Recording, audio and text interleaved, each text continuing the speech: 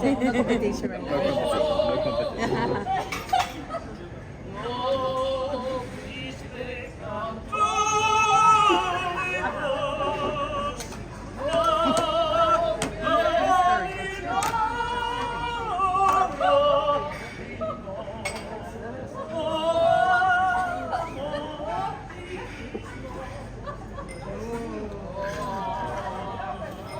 I like it. Seriously.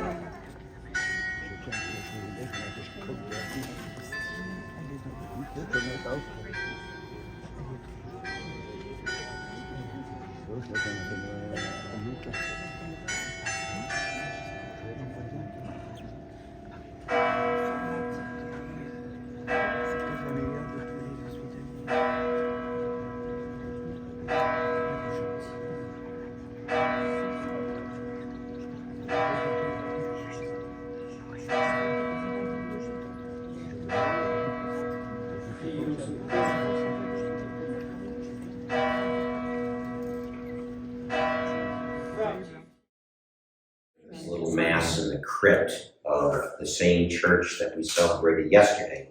We could have celebrated the mass in French today. In fact, earlier today, some of us were at the mass in French at the grotto of Our Lady of Lourdes, while Anna and Eileen were at the mass in English, and they were talking about how wonderful the priest was. They said the priest did a much better homily than I could ever do. Wasn't that right? Yeah, that's what Anna said. It was very upsetting, and I cried all afternoon. So by being at this grotto during the Mass in French, we got to see all these people by, venerating that area where the apparition took place, or one of the 18 took place. We actually found the spot, if you remember, where Bernadette kneeled when the Blessed Mother appeared to her. I put a rosary there for one of the people who had asked me to do so. You put a rosary there. Marissa put her rosary there. Did Marissa put her lamb on top of the spot as well? Did you put the lamb on the spot? Marissa did not put the lamb on the spot. That was very upsetting. And then, after we did all that, Anna and Eileen were talking about their experience, and then Marissa and Susan went over to start filling bottles up with Lourdes water. And you were doing the side where there was a little trickle coming down, and I found the other side where the water was pouring out a little bit more. Somehow having it just a little bit like that is different than going. The one that was trickling actually seemed more worthwhile. You earned your Lourdes water by going to that side. While you were doing that, Brian, our tour guide, helped me over in this little area to find a rock to replace the one that was stolen over at the Our Lady of Lourdes Grotto in Laments. And then Dot Wolverton found another rock, so now we have a backup rock for that. But the image that really stuck with me was that when I was going over to fill my gallon bottle of Lourdes water to bring back to the States, I was filling my water up, and there were these two Filipino ladies on each side of me, and they were doing the same thing with their smaller bottles. They saw me, and the first thing they wanted me to do was bless their water. I said, the water's already blessed. And they said, could you bless it again? And I said, sure, why not? So I started blessing everybody's bottles of water that were there. Then they decided to help me out by taking all their bottles of water and pouring it into my gallon container. They kept pouring it into the gallon container, and then they kept filling their bottles up and pouring it into my gallon container. And then as soon as my container was filled, I blessed their water again, and essentially everybody won. Filipinos and French people and German people and all kinds of people I will never meet again, who all decided to help out a priest that they had never met to help him fill his bottle with water.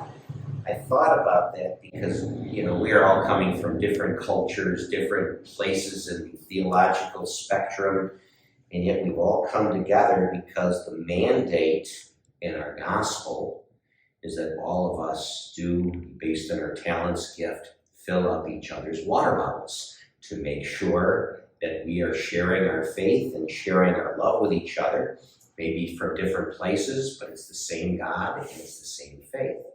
And if we learn about that faith, and if we learn about that love, I mean, I'm thinking about all the different people I serve, the poor clares of the Annunciation Monastery, celebrating Mass in the extraordinary form in Latin, Dominus Vobiscum. At least you got that part down. And then celebrating Mass at the University of St. Francis, teaching the courses, helping out at Joliet Catholic Academy, helping out at St. Patrick's and St. Anne's and Camino y Esperanza and all the other things I do, because we are here to help each other out, because that's God's mandate. That's the second reading today. Though he was in the form of God, he did not take equality with God something to be grasped. Rather, he emptied himself and took the form of a slave, looking upon us in human likeness, with his name, every knee will bend, and tongue confess that Jesus Christ is Lord with the glory of the Father. Every person has something that is special and unique and needs to be shared. Thinking on Marissa about her lamb, that's the image that really has come through this week. The idea that all of us, each one of us, is a young, fragile, vulnerable lamb that needs to be led by a good shepherd. And if we're doing this right, we have just encountered, both in Medjugorje, in Fatima, and Lourdes, a bunch of young, fragile lambs who have stated that the Blessed Mother has appeared to them and has guided them.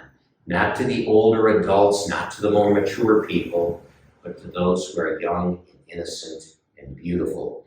And for that, I very much give thanks. The triumph of the cross is by understanding that it is love that conquers all evil and all death, so we escape the second death, the death of our faith.